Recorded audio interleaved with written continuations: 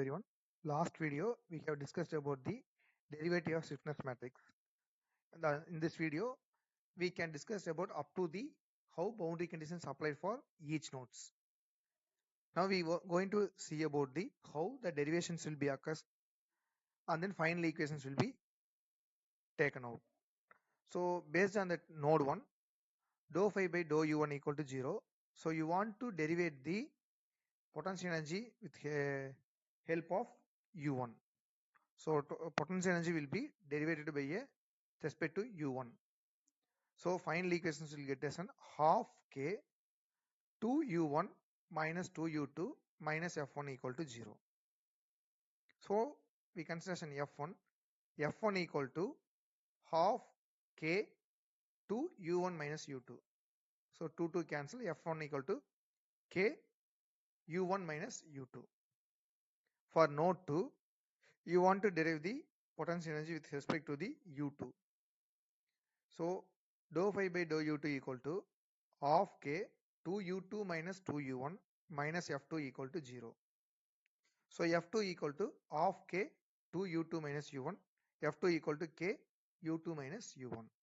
So node 1 force vector equal to stiffness matrix into u2 minus u1 minus u2, f2 equal to stiffness into u2 minus u1. Going to assemble the final equation. So f1 f2 equal to the stiffness of 1 minus 1 minus 1 1 u1 u2. So here the force vector equal to stiffness matrix of into displacement vector. So action, behaviors and then variables. So f1 f2 equal to nodal force vector and then u1 u2 equal to nodal displacement, k equal to stiffness matrix. So this is the final equations for an one-dimensional linear elements, particularly for spring elements. If we go for an assembly equation, we are considering two springs. So spring 1 stiffness will be in K1 and spring 2 stiffness will be in K2. The node 1 input will be an F1 and then output will be an U1. And node 2 input will be an F2 and then output will be an U2.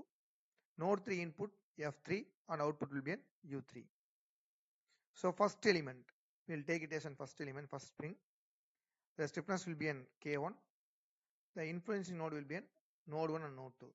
So F1, F2 equal to with respect to the U1, U2 of stiffness value. So F1, F2, U1, U2, stiffness matrix of K1 minus K1 minus K1, K1. As per the element 2, we are consideration node 2 and node 3. The stiffness value will be in K2. For node 1, input value will be in F2, output value will be in U2. Node 3, input value will be in F3, displacement will be in U3. So F2, F3 equal to corresponding of K2 into U2 minus U3. So for that, F2, F3, U2, U3, K2 minus K2 minus K2, K2. This is the finite element equations for element 2.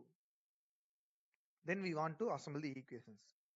So totally they having a 3 forces.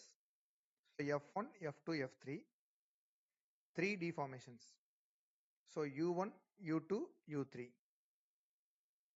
If we assemble the equations, K1 minus K1, 0, minus K1, here both the values will be influencing. K1 plus K2, minus K2, 0, minus K2, K2. So based on this equation, so for F1, K1 U1 minus K1 U2, F2 minus K1 U1 plus K1 plus K2 U2 minus K2 U3, F3 minus K2 U2 plus K2 U3. We are taking it as an F1, F2, F3.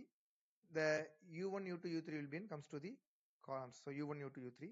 So here K1 for U1, K2 minus K1, U3 there is no value 0. So likewise we are assembling the equations.